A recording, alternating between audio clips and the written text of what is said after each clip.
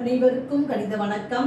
இப்போ பார்க்க போகிறது 7ஆம் வகுப்புக்குரிய கணக்கு 3ஆம் பருவம் பயிற்சி 3-1 6வது கணக்கை பார்க்க போகிறோம். அதில் 3வது கணக்கு a plus b into a minus b is equal to a square minus b square என்னும் முற்றுரிமையை பயன்படுத்தி பின் வருவனவற்றின் பெருக்கல் பலனை காண்க அப்படின்னு சொல்லி கொடுத்துருக்காங்க. கொடுக்கப்பட்ட கணக்கு என்ன? 4 minus mn into mn plus 4 இருக்கு.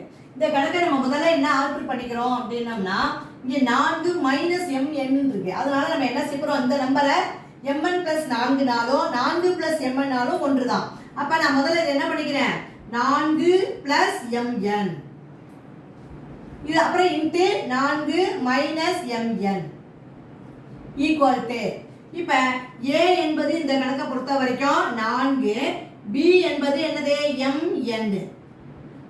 இதை வச்சு இந்த முற்றுரிமையில நம்ம பயன்படுத்தி இந்த கணக்கை செய்ய போறோம். இப்போ என்ன வரும், முற்றுரிமை என்ன கொடுத்துருக்கு, a plus b into a minus b equal to a square minus b square.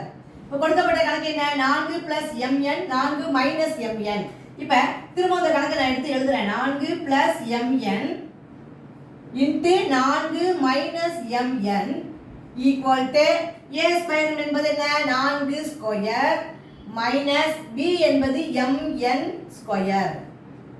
இப்போ இதை பெருக்கினோம்னா 4 ஸ்கொயர் பெருக்கினா 16 minus m square n square என்பதுதான் இந்த கணக்குக்குரிய விடையாகும். 16 minus m square n square. புரிஞ்சுங்களா?